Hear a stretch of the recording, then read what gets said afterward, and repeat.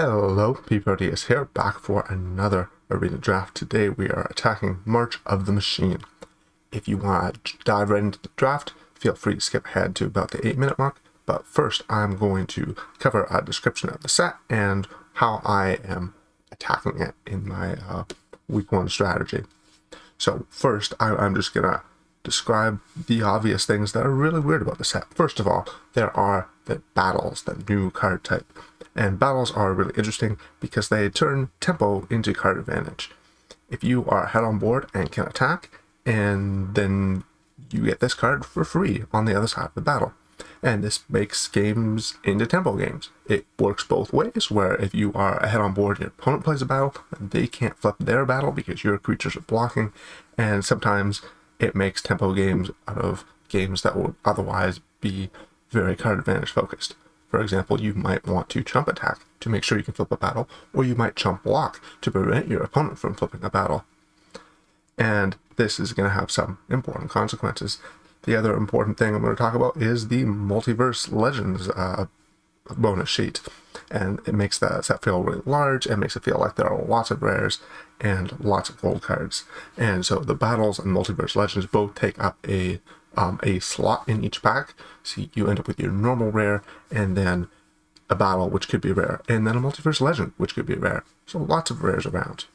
So back to battles. The first consequence is that it means that mana efficiency really matters. Your fast decks are using battles to snowball. If they get ahead, they can use the battles that they flip to stay ahead. And the slow decks can use battles to generate card advantage. But there's kind of this little paradox here. There's a tension. If you're playing this aggro deck, then what you want to do with your battles, you want to flip them, obviously, but if you're flipping them, that means you're giving up face damage. And, well, the kinds of cards that are good at flipping battles quickly are almost all exactly the same cards that are good at killing the opponent in an abort style. So what does that mean? Does that mean that the battles are worse in aggro decks than in more mid-range strategies because aggro decks prefer to go face? Or does that mean battles are better off in aggro because they already have the tools? And, well, that's just not obvious yet. And on the other hand, while battles can be value cards, you can play them in your control decks to try to get those value engines. It could be tough for you to flip those battles if you're a really slow deck. You need to be on the board, and you need to be able to kind of trade attacks with the opponent. And, you know, slow decks can't always do that in a reasonable time frame. And then, let's talk about the rare sheet a bit. There are lots of strong rares. There's so many that there's kind of like, there's enough to go around. It's not so much that you need to plan on, am I going to be the deck that's busto with unbeatable rares, or am I going to be the deck that needs to go balls to the wall aggro because I have no other option?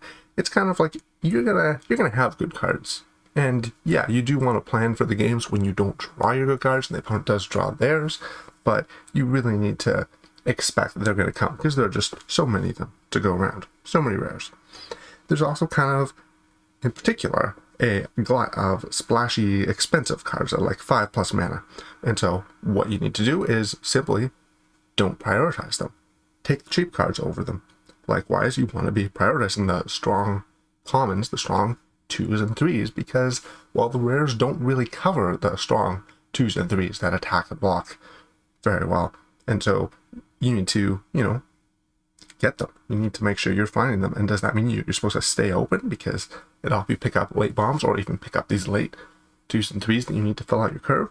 Or is it backwards? Maybe you marry your first pick because your first pick, it was probably pretty great. Well, it's not pretty clear. It is currently, we're just a few days into the format, and I'm liable to change my mind on all this real quickly, but let me go over what my strategy is at the moment on day 5 of the format. First strategy, first thing that's really important is I want to fill my deck with Strong's commons, the 2s, 3s, and also the removal. The removal of common is pretty good. And I think that this is really important because if I draw my good card, I draw my expensive cards, I can use them to close up a game in which I was already ahead. And if I don't, well, I can put pressure on an opponent even without them. So it kind of work both ways. It's not like the expensive cards that I'm playing they really need me to play slow and draw out the game, because if I draw out the game, often that's what you want to do if you have bombs in your deck, but if I draw out the game, my opponent might draw their bomb first. It's not guaranteed to work in my favor. Second point is, I'm one to stay low to the ground and focus on these 2s and 3s. Maybe I'll even play 16 land aggro. There are lots of mana sinks in the set, and mana sinks kind of make you want to, play more lands, because you'll have stuff to do with them in the late game. But because I'm focusing on these 2s and 3s, well, I might be skipping on them in order to stay lean, and that means I'm not likely to have many of them, and that means I don't get to take advantage of that by playing more lands. Finally, I'm wanting to be 2 colors, maybe with a splash, maybe not. Now, I'm not saying that those 4-color piles you see are bad. I'm just saying I don't trust them. I don't really know how to build them, how to make them work. It's really easy to try to build them and then have them go badly. I don't want to go badly. I just want to do okay and have solid drafts. I want to be fine. And so what this means is I'm okay kind of leaning into first pick bomb pretty hard. And that's because the commons are pretty deep. There are actually a lot of these commons that fill the roles I'm looking for. They're just lots of them. They're good. And the medium commons are not embarrassing. And so likewise, what that means is, well, I'm okay with the other way too. I'm okay kind of staying open. I'm okay kind of waiting on the decision a long time.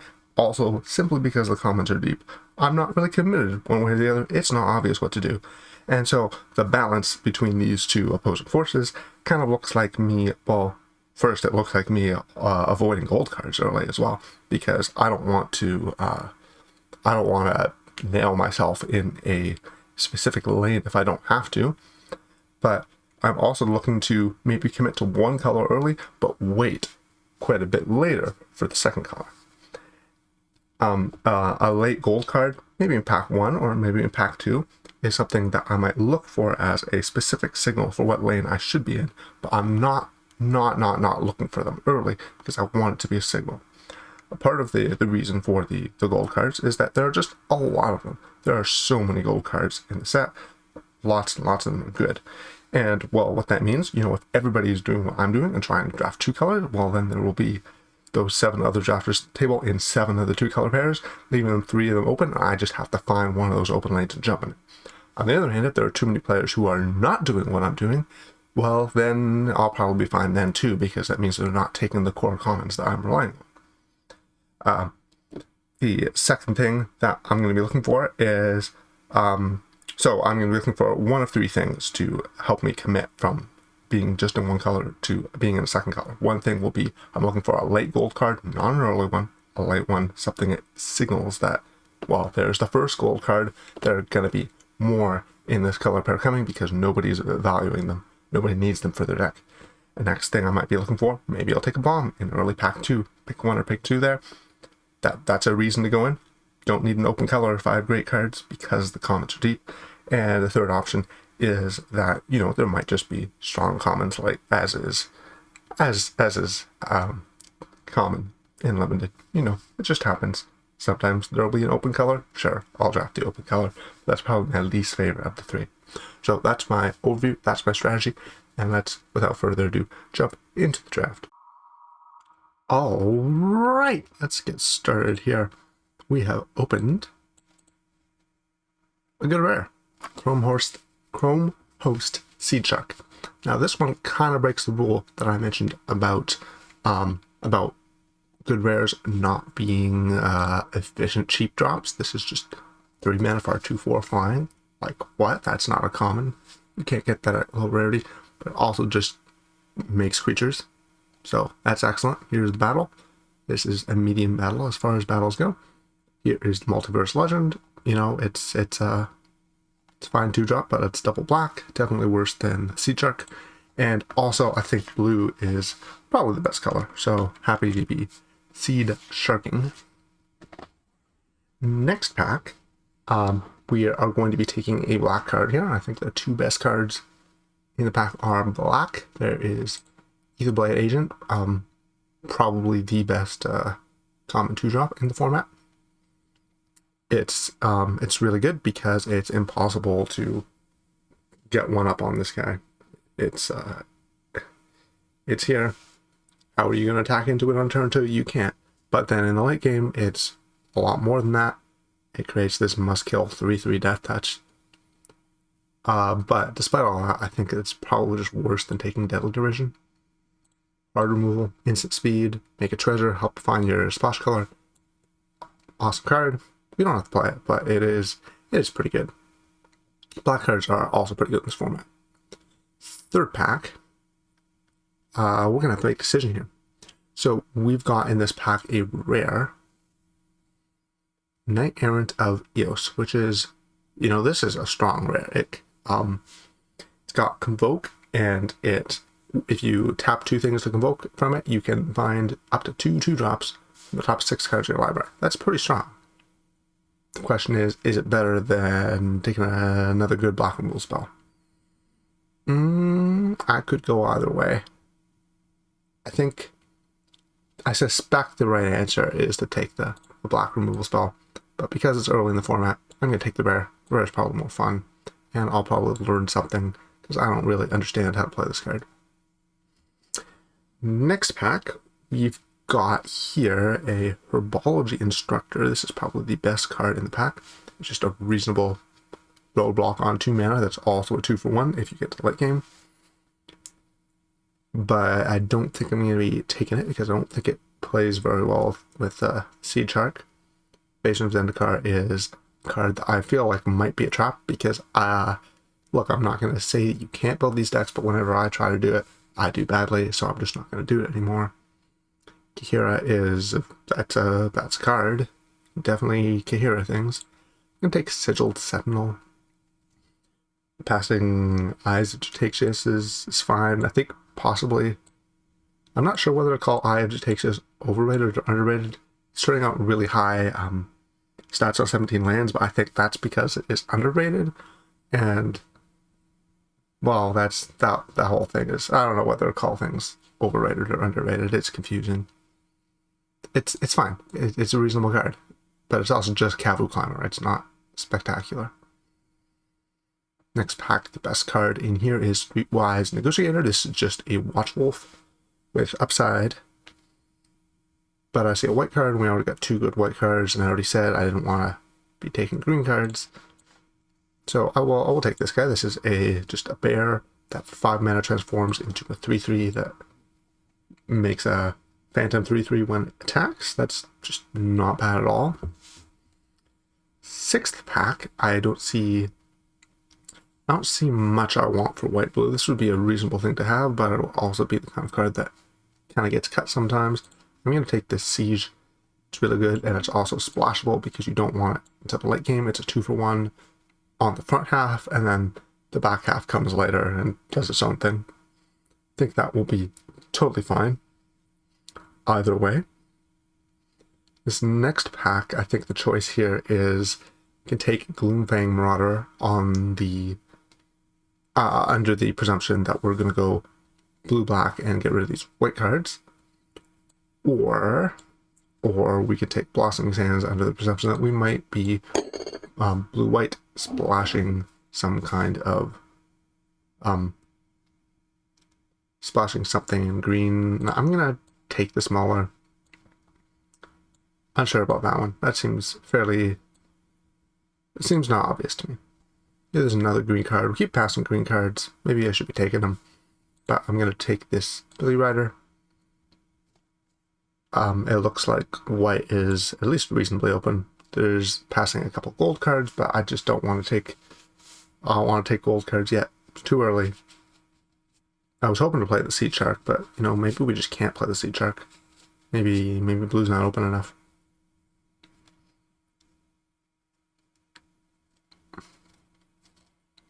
In this pack, this is the pack that we opened, and I'm going to take Ral's Reinforcements. This is really kind of the only card of these bunch that I would actually want in a deck under most scenarios. So I'll take that and got my eyes open to whether or not red is open, or maybe it is just that this particular card wheeled. I have to pay attention to try to find out. Sea Shark looking lonely. very sad about that. But this is a good core white deck, so I really kind of don't want to abandon this. Maybe it would be like white-black splashing these two cards. Or maybe just white-black not splashing, or maybe red will be open and will be white-red. Those all seem like things that could potentially happen. It's hard to tell for sure. Could be a number of ways this could play out. Okay, so this pack is another Gloomfang Maul. We're not going to take that. We're not going to take the green cards. So I guess we're going to take a Phyrexian Censor. So this is a fun one because it says that non-Phyrexian creatures enter the battlefield tap. That's a downside. If you're not playing a bunch of Phyrexian stuff, it's a downside. It is just a negative. I'm going to take Tidal Terror here. Get a blue card in with my pile of not blue cards. Is that a sensible thing to do? Well, I mean, it's the only card I really actively want. There's the is it gold card? That was a card that I would actively want if I is it, but you know, it doesn't look like we're going to be an is it. Take Swiftwater Cliffs. Probably not going to play it because probably not going to be an is it. Probably it's not a reasonable expectation. So what am I hoping for here? Let me think a second. I am hoping to see removal. First of all, we've got almost no removal at all. Temporal Cleansing, that's a good sign. This card should probably not go that late if people are drafting blue. That gives me hope after all for blue being doable.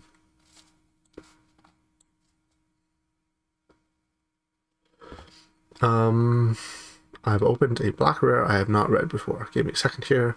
This is a 3-mana 3/2. Sacrifice a Phyrexian to put a +1/+1 counter on this. And then when it dies, incubate X.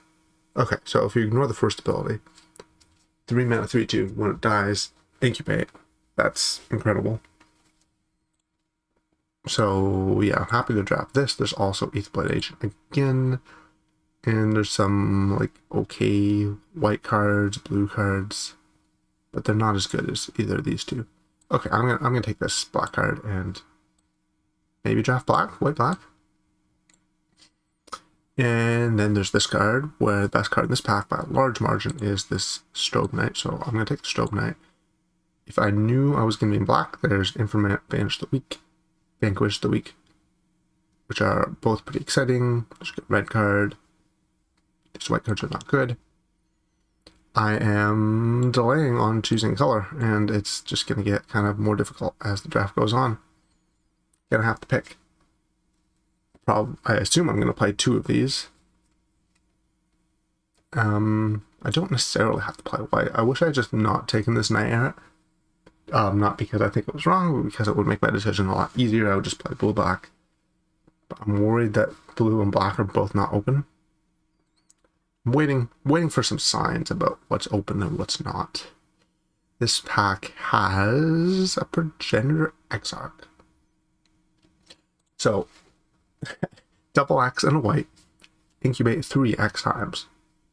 So, if you imagine the incubate, you have to pay 2 to get the thing. So, imagine this, for 5 mana, you get incubate once, activate the incubator. So that's like 5 mana for a 3/3 and a 1/2. That's okay, but it scales up from there because it's an X spell. And of course, it's payable in increments, which makes it pretty excellent. Passing there, some reasonable cards, but nothing too broken. Tetsuko is pretty good though. This pack, the strongest card is Phyrexian Gargantua, but we have to ask ourselves, are we confident enough that we're going to play black versus, say, white, that we would want to take Gargantua over the Knight of the New Coalition? And I'm going to answer no. I'm going to take Knight of the New Coalition. I feel like we are much more likely to play white than anything else, and that late white rare suggests that the 2 players, well, only a couple players, but the 2 players who are passing to me in this pack are not taking white cards, which is a good sign for this pack. Gonna get rid of the red cards and try to choose a second color here. And okay, rewarded for that choice because the best card here is Sigiled Sentinel, just not close. I don't really want any of these spells in my deck. I'd have, but yeah, I'd be happy with Scour Barons. That's a good one. That would be very likely helpful.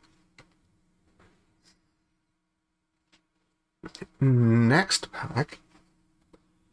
This pack offers a choice. There is a couple good blue cards in the Bola Slinger. And I'm going to take the Bola Slinger. I think probably these blue cards are both better. But I'm going to take Bola Slinger because I want to make sure I'm playing the card and I'm not sure I'm going to play blue. It is at least a little bit of a self-fulfilling prophecy, but it does seem important to me to get there. Sigiled Sentinel number 3. I will just get as many as I can of these. This is just the premium white 3-drop at common. We don't need to play Phyrexian Censor. I don't like this downside. Obviously, it'll be good against some opponents, but just look at all these white creatures. These aren't Phyrexians. I don't want to play these and stop myself from double spelling. That's just kind of silly. The way this is going so far is making me I'm not sure I have a big preference between blue and black. I definitely have enough 3s, and this pack has, I should really take this Collective Nightmare. That is definitely better than Eyes of Jataxius. In this pack, well, you know what we need in this curve? We need 2s. We've wheeled Aetherblade Agent. That is insane. This card is very high in the list of top commons. It should never wheel. Black is open. We're going to play black. And with that, can start to make decisions. Izumi Informant is quite good. It is kind of a weird one because it's just a 1/1, but it's a 2-for-1. Trades for your opponent's things and then gets away. This isn't really a 3-drop, is it? Let's call this one a 5. And then here, Completed Huntmaster.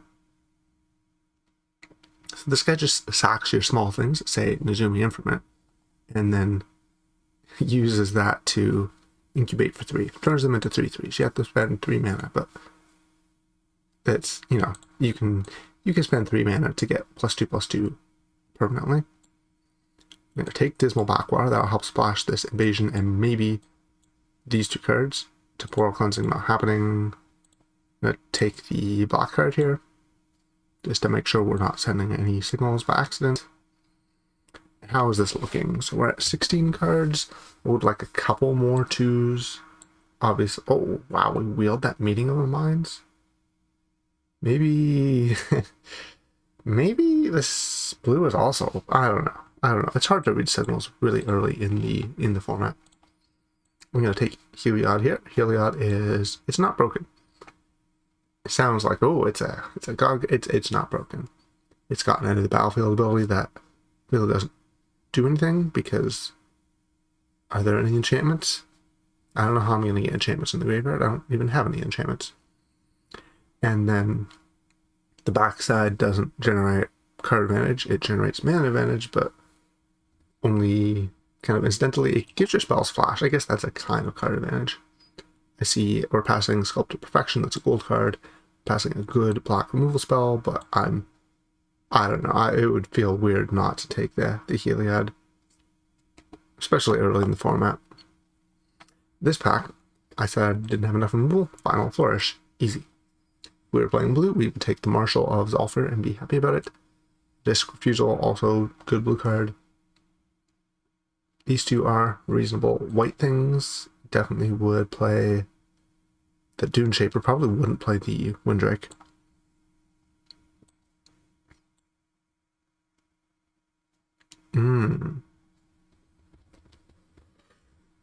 Okay, this one's a little tough. There are several things in here I might want. One thing is just there's Feria, which is does a lot of things. It's lifelink, it's flying, it's a card draw engine all by itself. It's pretty tempting to take it, even though I'm not sure it's the best thing. there is this intercessor, probably a pretty reasonable thing to be doing, and I've been pretty happy with one or even two of these. Elspeth Smite, I said I want removal, there's removal. There's that battle that I said was medium, another copy of it. I'm going to take Furia, but I feel like it might be wrong just because we have enough big stuff here. Blight Reaper Thallid. This is very easy. This is kind of a premium too.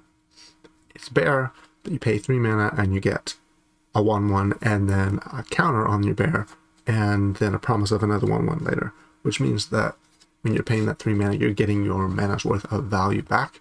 Most of the transform Phyrexian cost cards in the set don't follow that rule.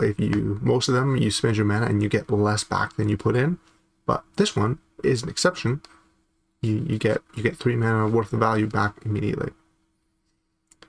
Next pack, we're going to have to decide between Gargantua and Vanquish the Weak, and I think I would like to have more than 3 pieces of removal, so Vanquish the Weak it is, especially because I was already talking about having not enough large stuff. But it's pretty close. I only made that decision quickly because I had already committed to saying both of these things. I would like one more good 2. Wouldn't mind another good 4. Premium Champion, there's the big blue one. The big blue 3-drop. The blue Sigiled Sentinel. In the alternate universe where I decided to go white-black instead, this actually turns out just fine there too. We have here another completed Huntmaster, which is kind of just don't need this. We already have one that doesn't get better at multiples. Still, our flesh is okay, but we don't have that many things that target permanents. I'm going to take Invasion of Eldraine, which is kind of like a little bit worse Invasion of Amonkhet. Instead of the opponent discarding a second card, you draw a card. It's a little bit worse. Instead of costing 3, it costs 4. And instead of getting a 4/4 with abilities, you get a 2/2 flying that sometimes pokes your opponent. Here, I'm going to take Sigiled Sentinel again.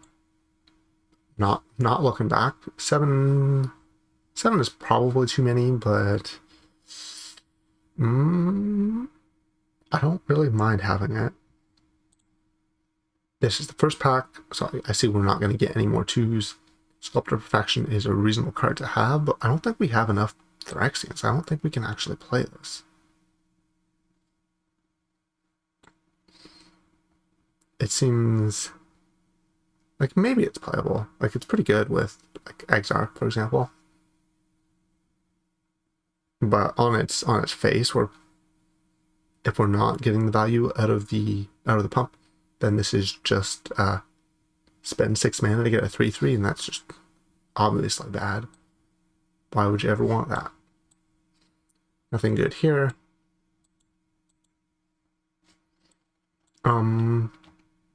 Oh right, I got this Unsealed on Necropolis. I might play this. I think that card is in my category of overrated, but possibly people are saying it is underrated because it is actually underrated, so I don't know if overrated is... It's confusing to think about that sort of thing. Confusing to talk about whether or not something is overrated if I don't actually know how people rate things. Now look at these blue cards. I'm thinking... we're not going to play this. I'll take the pretty card instead. It's looking at these blue things is kind of interesting because I could run them, but I would have to run more islands than I would like to. So I'm gonna have to do some thinking. I'm gonna build the deck. Be back in a second. Okay, actually I think this is just the build. We have exactly 23 spells that I actually want to play, so I should probably just put those 23 spells in the deck and call it a day. There's some issues here. One is that this ratio of 2 to 3 is a little bit off. Unsealed and Necropolis really the only white-black card that we're going to be kind of missing. But if I'm also kind of like vaguely worried about flooding, but between all these transform cards and then this double X spell and like the incubation, I think we should be okay, but I'm okay cutting land or cutting a random 3 for an unseal. In fact, maybe I should just do that. Maybe I should just cut this Belly Rider for the unseal. We do have enough 4s. Belly Rider is specifically good when you're going to put counters on it, and got 1 Bola Slinger, but maybe that's not enough. Let's do it this way instead. We can always, change it later if the games don't go super well. We'll make adjustments. Sensor is in the sideboard because we got enough 3s, and I don't trust it. I don't like it. It'll prevent me from casting my spells. See you in the games.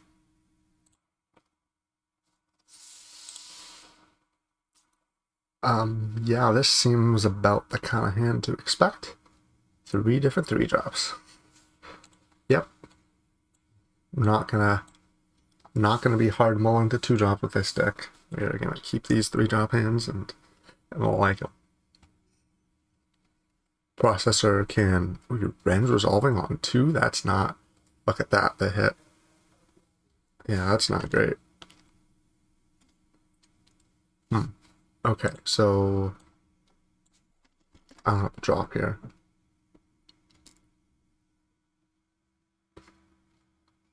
Yeah, it's just nothing. They just absolutely nothing. Okay. We're going to start with Processor, probably, because I would like to Sigil Sentinel onto Processor. Yeah, that's what we're going to do here. If they kill it, they certainly can kill it. I mean, theoretically, but they didn't. If they kill it, it will be fine because it's got the death trigger. So that was why we played it first, because if they want to kill something, they're going to have to kill the thing that gives us value. Bam. Okay, that was anticlimactic. Well, at least it wasn't the end. Next game. Match 2, 1-0. Almost exactly the same hand, except this time we'll go first. Playing against Dust. And yeah, not much to talk about because this is the same list of 3 spells. 4 spells. So let's see if the opponent does something scarier than actual nothing. Once again, here's the Processor. Okay. Makes sense. Okay. Here, I think we're not gonna play the Sigil Sentinel because now that we've drawn Knight of the New Coalition, this is way more efficient. So let's do that. 4 power. Oh, okay. Well, okay. 2-0. I'm not complaining. 2-0, game 3. And here we've got once again hitting this this Processor, but this time we got 2s. There's Sigil Sentinel land. Of course, we have 4 of them, so we're always going to get it, and it is great. So no complaining there. I'm going to play this Sunlust Guardian over these 2 because these 2 both these 2 are a little better for value in the late game. And this is the one, basically, I'd most want them to kill if they had the 2-mana deal 3. They didn't have any of those. So, maybe this will be the opponent that puts up a fight. Dismal Backwater into Graveyard. Alright. We have found a worthy opponent. So, option of playing the Sentinel. Definitely an option. Yeah, I actually kind of want to do that. Just to get that power on the board, attacking as fast as possible. What are you going to do? Are you going to block? No, they're not going to block this. Next turn we can go 2/2, and then the turn after we can transform one of them. And this is nice, actually, into the Aetherblade agent in particular, because it kind of incentivizes them kind of hard to trade. Not happy to see the Strobe Knight. That was pretty good. Taps to make a token while also just being a Windrake. Ooh, Lithomantic Barrage. That's also a good one. Okay, you know, opponents got some good cards too. I am going to, I could double 2, but I risk them getting a 2-for-1. I think I'm just gonna kill the strobe right now. It seems like kind of a waste, but it's one of the strongest uncommons for a reason. I don't want them making a 2-2. If they play a bomb, you know, it'll be annoying. This isn't really a bomb. This deals damage to me sometimes, and like the only really annoying thing about this is it blocks the 2-2 really well. I believe what I want to do here is go processor, and I kind of want to encourage them to trade actually. So processor, then here's the Thallid, and then I'm going to go to combat, poke, and then Collective Nightmare. 2-3. Tap all my guys. Saving this treasure just in case I need it. We might take a couple extra damage, but at worst we can use that couple extra. We can gain a couple extra life by not paying 2 life to cast to activate this ability, and it'll probably even out in total. Or this ability, to be honest. One of those two. Opponent doesn't have anything big, so I really just want to trade stuff. Want to trade for as many of their 1/1s as I possibly can. Okay, so they're putting this second from the top. I could put it on the bottom, but I kind of would not hate drawing that card. They are just trading damage. Okay. Deal.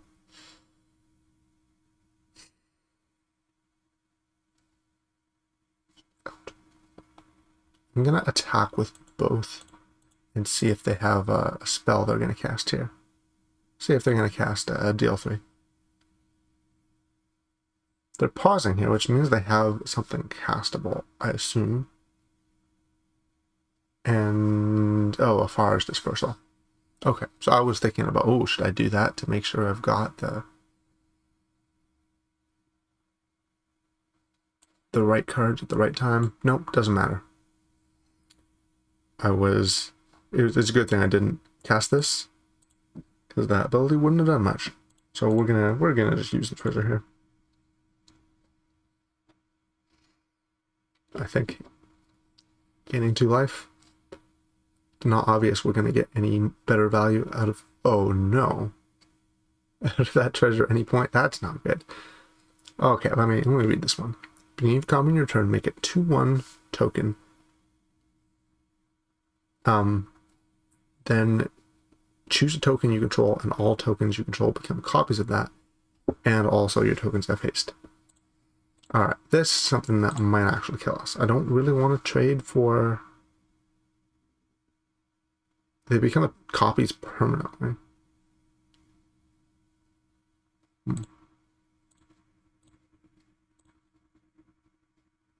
I want to block the one that...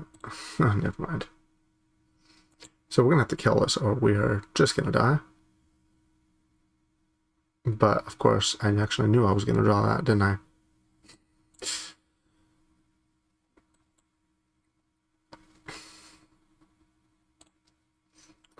So we're going to have to do some blocking here. Karuga. Alright, well, this opponent is clearly on another level. I liked the first 2 better, where they just gave me free wins. That was very fun. I don't know if anybody else had fun in those games, but I enjoy getting free gems, especially as long as it's fast.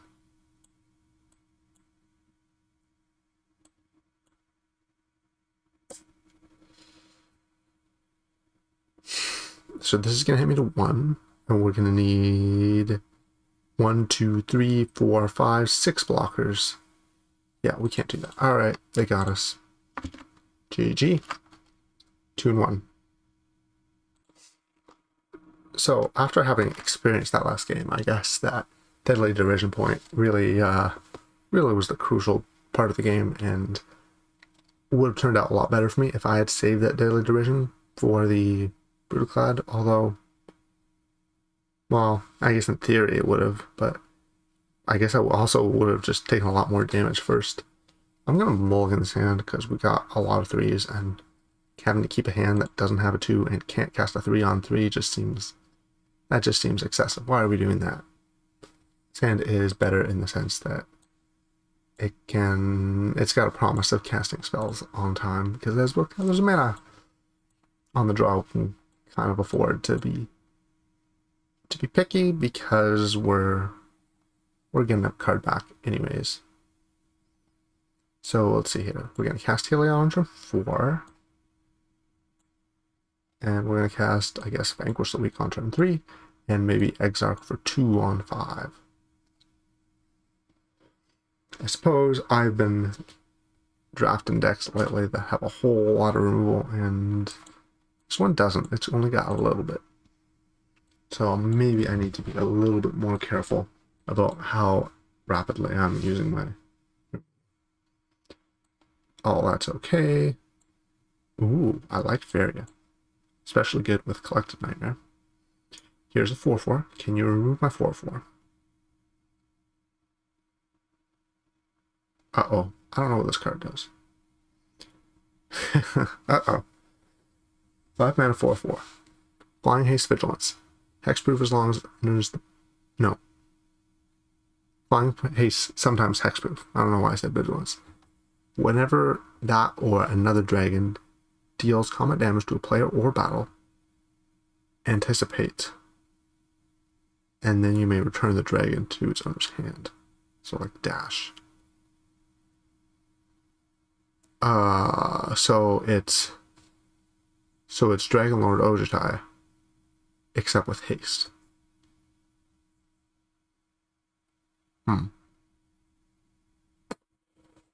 Well, I don't like that so much. I don't really have a way to remove that. I could attack with Heliod. I don't think I want to trade Heliod for both of those things. I'm gonna play Feria.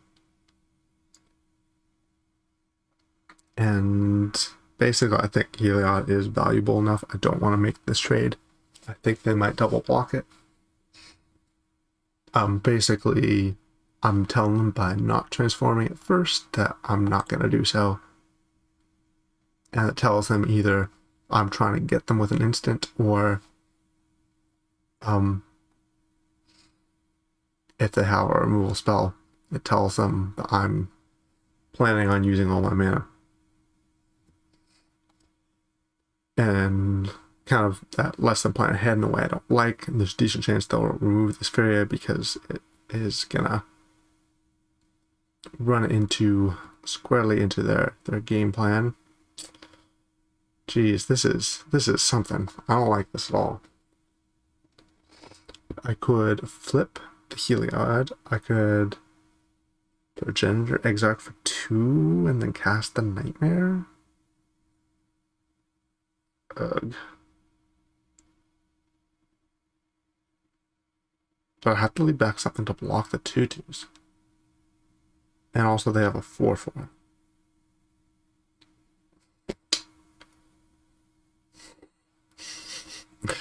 This is annoying.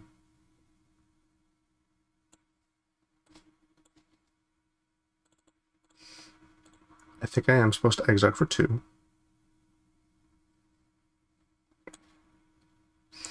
And then I'm going to cast the Nightmare.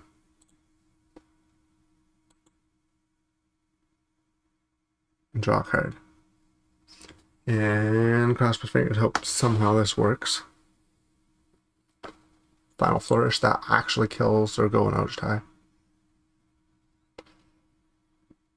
Now I understand how the Zergo and Ojutai card works. They return it to your hand, lets them keep the hexproof always on.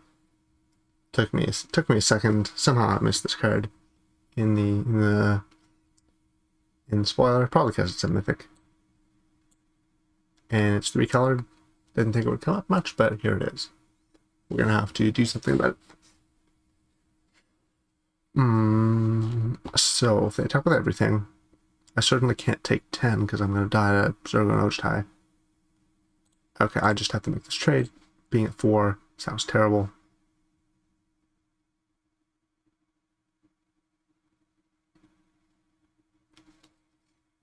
But we kind of just need to have something somewhere that, okay, that I'm actually kind of okay with that. It's very annoying that they have a 5/5. I don't really have a plan for moving a 5/5, but I like that it is. I like that they use up this protection spell because obviously the thing I really need to kill is the Zergo and Ochtai. Yorion. What? Oh no, that's not good. So the Yorion is going to blink its Awakening, which is going to make another 4/4. Okay.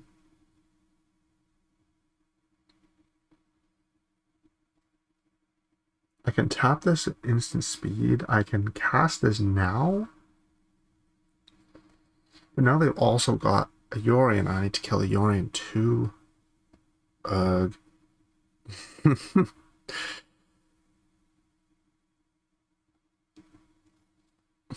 So I think I need to wait for the opponent's turn to cast this so I can chump their 5/5. So I guess that means I do nothing here. And need the opponent to have absolutely nothing.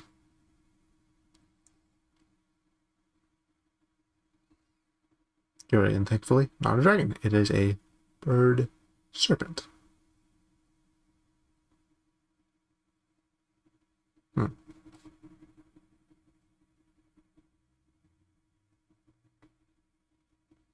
Okay, so what is the plan here? Oh dear. Yeah, that's another one. So you can spend 4 mana, give things vigilance +1/+1.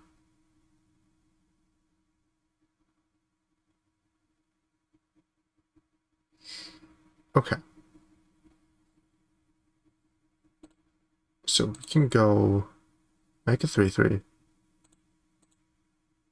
Make a 3/3.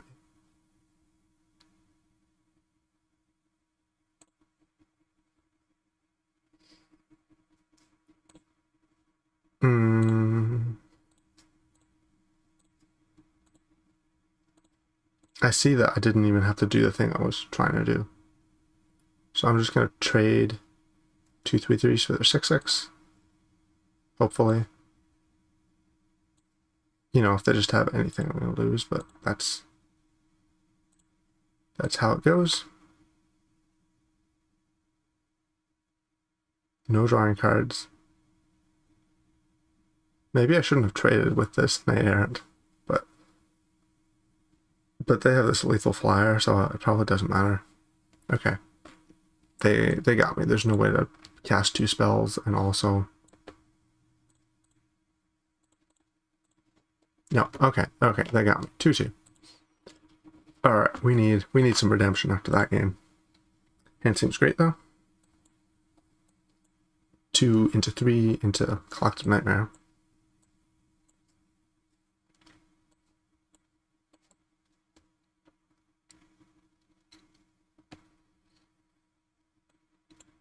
Oh, Phoretic Prankster. I think I want to flip this guy right now. That's because I'm trying to avoid scenarios. If I draw planes, I'm going to want to cast this 4/4. Trying to avoid scenarios where they get to flip this and get some tricky value off of the sacrifice. For example, if I just played good thing, then they could go on turn 4, transform this and sacrifice it, and then I have to kill one of my good things.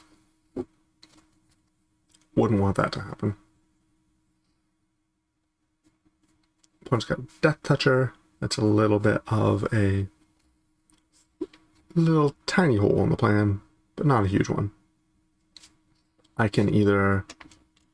I can literally just attack into it, or we can Collective Nightmare it. I believe I'm just going to play Heliod and not attack. This is a tempting attack. It's like a free damage. But I like that I've got the ability Collective Nightmare if they decide to activate the Prankster. Ooh, Geoderm. We're going to Nightmare that. I'll let them attack first. Because they're probably not going to attack. I will block if they attack with either of these things. I probably gave away the fact of what I have. Okay, yep, just go away.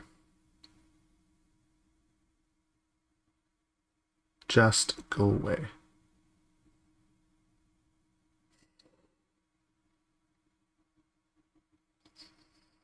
Here, I would like to attack with my 3/3. They can either trade it for their Death Toucher or trade it for their 3/2 that has value on the other side. Either way, I think I'm pretty happy. I get my value, they don't get theirs. I'm happy with that too. We're now going to transform Heliod and pass the turn, and we can cast these spells on the opponent's turn. Wildwood Escort, so that returns something from the graveyard to the hand.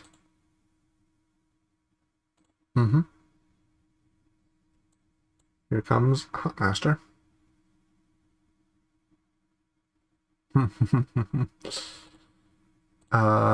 that Death Toucher. It's gonna do its job. It's gonna do its job. Escort down. We get a 1/1. We'll pass. I unfortunately can't really make any attacks that just lose into... Like, I don't want to just trade my creatures into their Death Toucher. So that kind of sucks for me. But not like we don't have any good trades. There's one. There's 3/3. Huntmaster's so good. And in comes a 3/3. Again, can make this trade, can make this trade, can make this trade. They're all good for me. I don't really want to sack the last 1/1.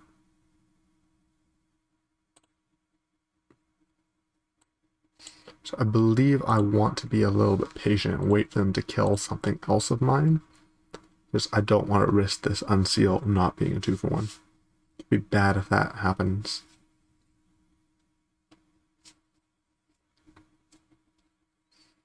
For example, imagine they play a removal spell on the 1/1 in order to... No, that's not even going to work. How are they going to get away with a removal spell on the 1/1? They attack here, I'm just going to block with Heliod. I'm not using the Huntmaster because I want to have a creature available for sacrifice.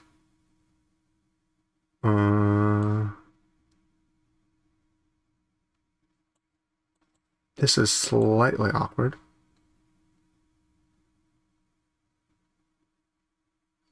To have to play this at sorcerer speed. But as I said, I want something to die. This is a great candidate for something that is... It's going to die. Opponent's going to have to remove this thing.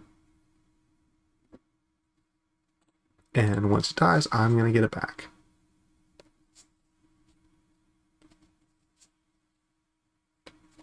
Opponent plays a 2/2 with Trample.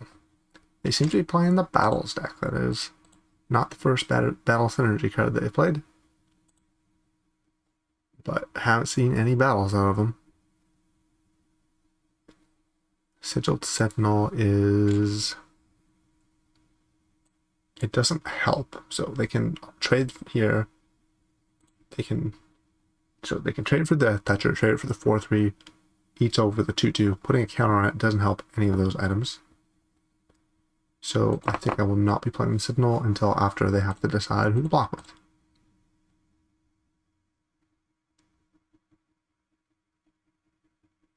I think they have an instant.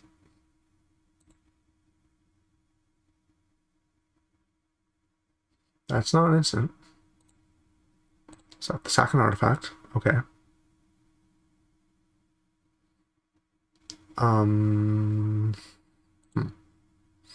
Well, I can just cast all these spells on the opponent's turn. so I'm gonna pass.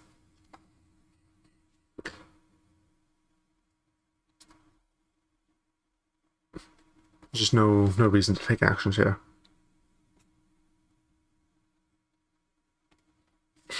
It is pretty funny.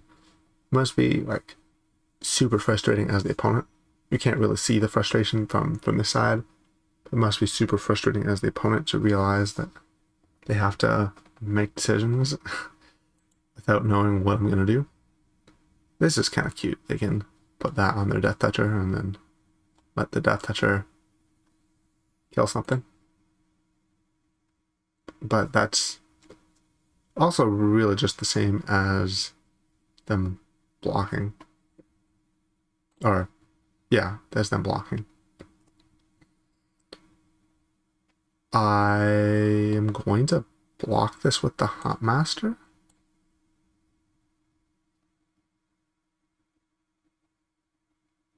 I want to mess with their plan. I don't know what their plan is, but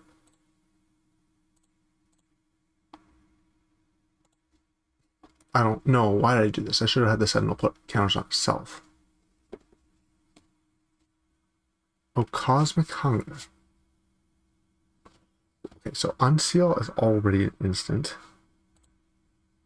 Cast it now to get back to those two things. And then immediately cast... No, but the problem with Aetherblade Agent is it's gonna get hit by their Thrill Seeker. So I'm going to wait a tiny bit. Use this now. I've made a mistake, but also this is just complicated. I'm not used to giving my spells flash.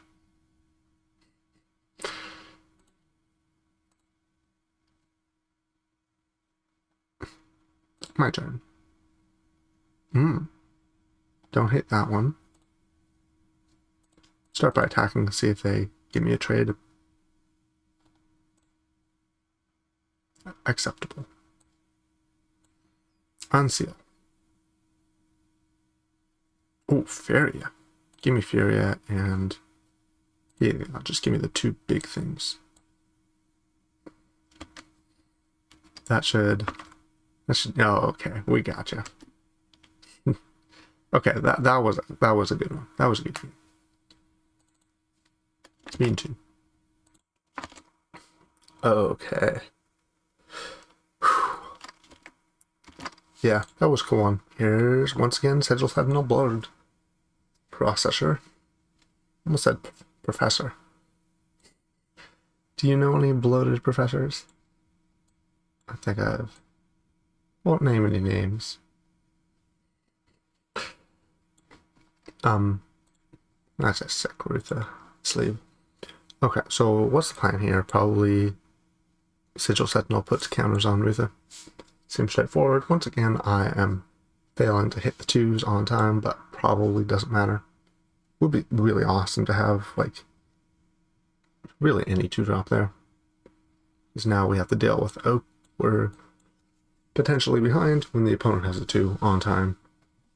Especially if they curve that into a good thing here, like a preening. Let's see what they got. This could be only so much analysis you can do with two these guys, the Vanquish. I'm gonna go with not blocking here. This is an interesting attack that I wouldn't have expected them to make. I guess they just want to trade damage. I also guess they're gonna play a drop. But I want to not do that. I'm not doing it specifically because I know I'm going to Sigiled on my turn. Now, they might have punish for this, where the punish would be, I think, exactly the green, I don't know why I said green, exactly the bounce spell, where they return this to my hand. That's not good. I don't like that, but I'm also not respecting it, not playing around that. It's a punish in mana, but I get a 2-for-1 if they do that, so I'm not playing around it. They had Sandstalker Moloch, so that gives them a 2-for-1 if I cast a black spell. But I didn't. They were just really hoping I would do that. Okay, that all makes sense. I forgot to play around this card. that should be it's a card you can totally just main deck this, unlike say the red one. I think you should not main deck the red card in that cycle. Okay. So this is at least a little bit awkward. Not full tournament on the other side. Turns something into a 5/5. If I attack with this, they're going to trade for their Moloch, which is not really what I want because I like this trade. But I don't really have a way of taking advantage of that. Meanwhile, they can just untap, flip this into a 5/5, turn that also into a 5/5. And, well, that doesn't end well for me. So, given that, I think I have to turn this into 5 power. Poke. And they're going to trade. I'm going to get a 5/5. The 5/5 is going to block their 5/5. Problem solved. In theory. In theory, problem solved. What I would like is a removal spell that actually deals with this hermit, but we don't have that. We just have conditional removal spells all the way through.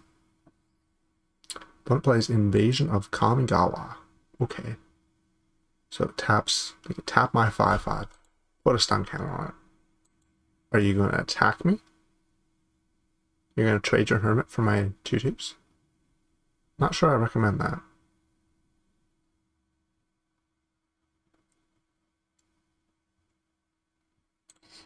Okay. They're doing it. We don't have any way to remove this 4/4. So we're taking it now. Animate the 5/5. And we'll play this Huntmaster right here. Hold up Vanquish, and they don't know that it is Vanquish in particular.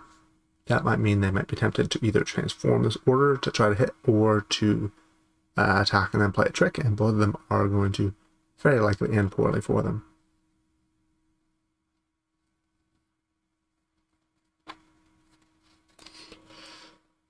They have 3 cards in hand. Let's see what they do. Okay, that is a good sign. That is their best use of mana. They didn't have a 4 or 5, because they probably would have done that instead. Skyclave Aerialist is a good card, though. That is a little annoying to have to see that. We are going to deal with that one by attacking them in the face.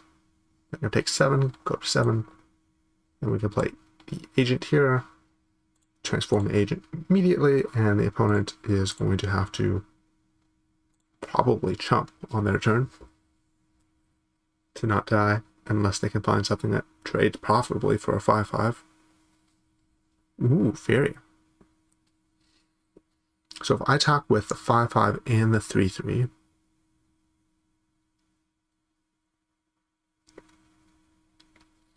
I kind of want to attack with everything. If I attack with everything, they can put the Herd Beast on the Huntmaster, but then they have to, like, chump and take damage. That sounds pretty good to me. Heck, I don't even mind if they flip this invasion.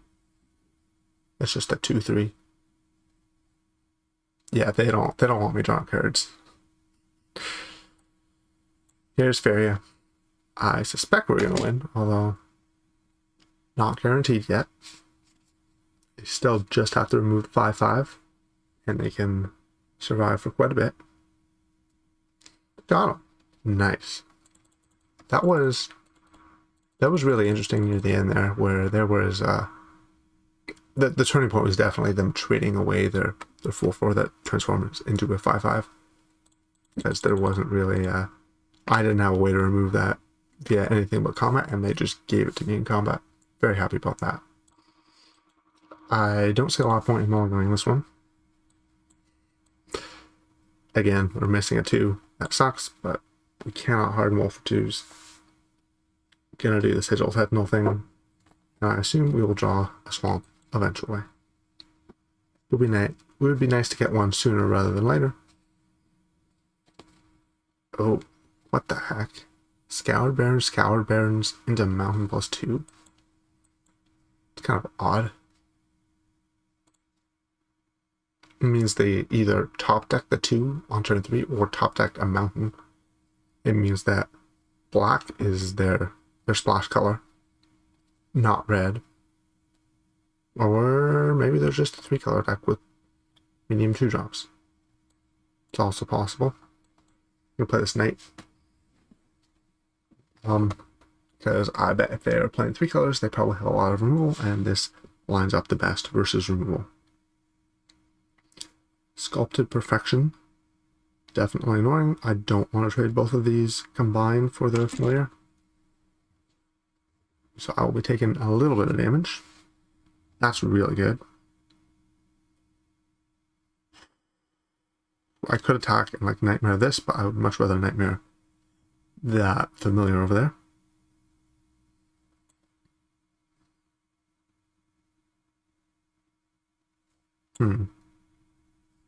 Do I want to not play Heliod because I can't use the mana yet? That doesn't sound crazy.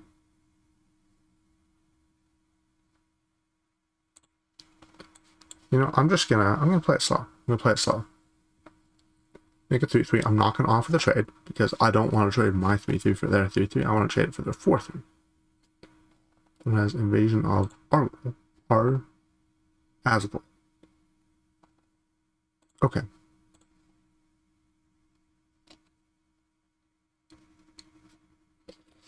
And then I assume that means here they're gonna animate this. Oh, problem.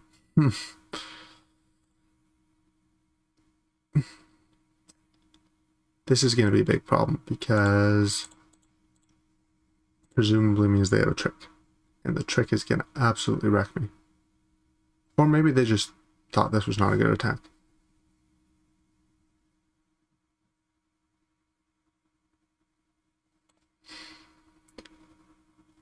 But I'm going to try it. Please, no wreck.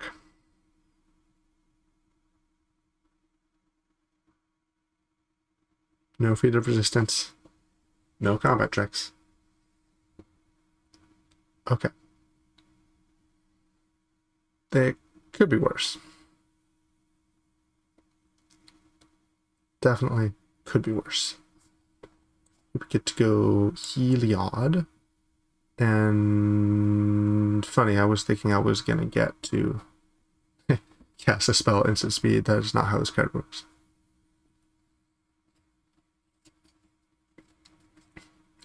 Should I block their 4/4? Unclear. Yeah, I probably should. I probably should. It's... Oh, no. No.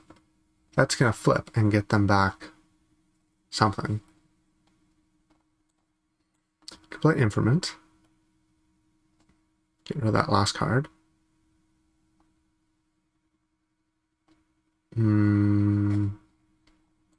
could play this land to play around them top decking Informant of their own. They're gonna have to animate this, attack with both if they want to kill the battle.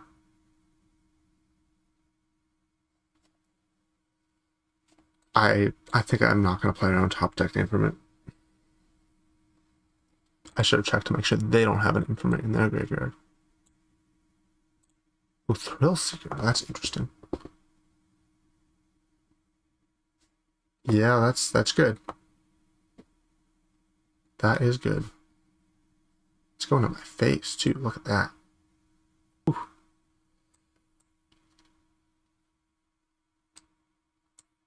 Drawn Vanquish the Weak. Which, notably,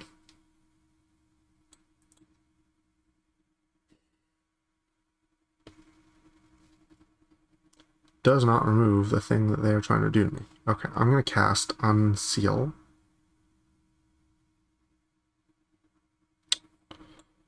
Oh no, I just realized with the Informant what they can do is they can sack the Thrill Seeker, kill the Informant, and then animate the Informant. Well, maybe I should just be happy they're animating Informant though instead of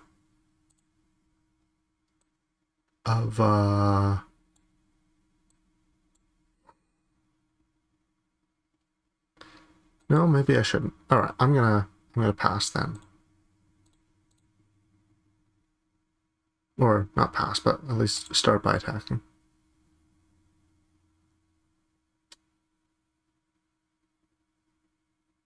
Oh, wait, this transforms into lethal damage. Alright, so I have actually just died. Maybe they won't go into it if I don't tap out though. That is possible, because they'll see me with these instants. Maybe they won't want to spend their whole turn transforming it when I could easily have a removal spell. No, they're smart. I can't vanquish this. Can't vanquish the thing I need to vanquish. And they can double chomp, but that's not good. Not winning off a double chomp here.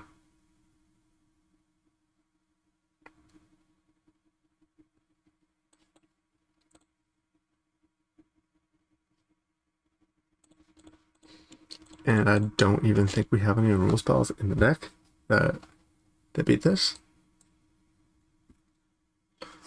And that's game. So that was pretty fast, felt like. What are the morals here? Morals are, well, honestly, the games we lost, I felt like we were falling behind a lot. Having 2-drops might have helped some of those games. Another thing that went wrong was we were kind of short on hard removal in particular.